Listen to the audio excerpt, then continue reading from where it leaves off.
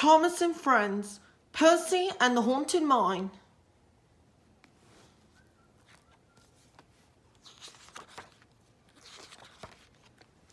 It was summertime on the island of Sodal. The station masters and their staff decided to have a friendly competition to find out which was the most beautiful station.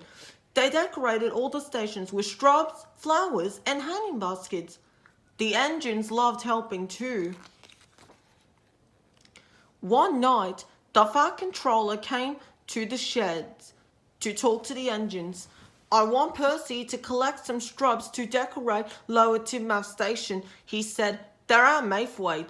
Percy looked scared. Yes, sir, he said nervously. None of the engines liked going to Mayfwade at night. They had to pass the old quarry mine.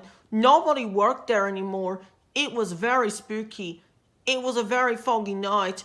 Percy had his light on, but he was still a little scared. Percy soon reached the old mine.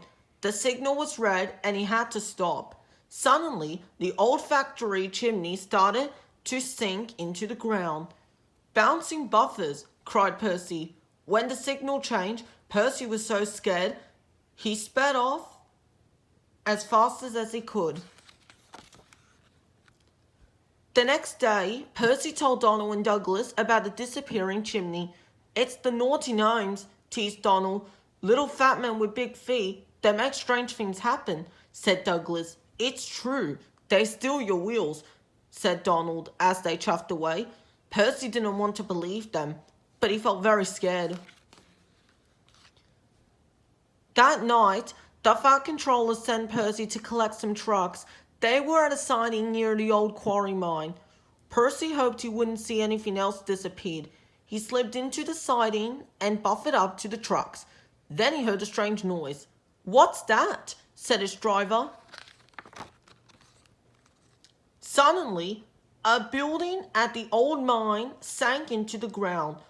Double bouncing buffers, shouted Percy. He was so scared, he lurched forward and hit at a truck. Its load spilled out onto the siding. There were gnomes everywhere.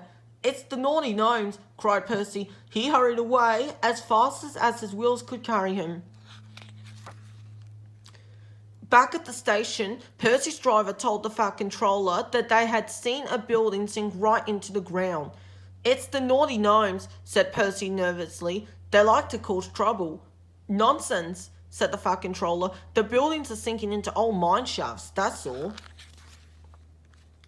But I saw the gnomes, said Percy. Of course you did, smiled the Fat Controller. They're garden gnomes. We're going to use them to decorate the station. They're not scary. They're supposed to bring good luck.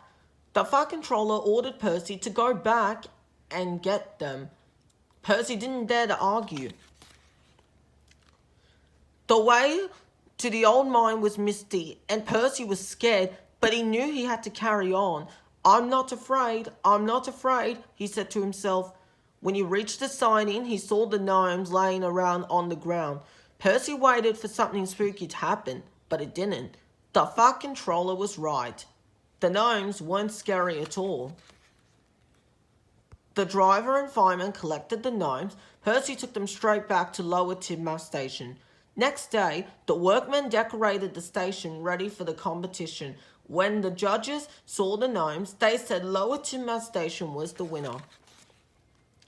The station master thanked Percy. We wouldn't have won the competition without our gnomes, he said. Percy was very proud.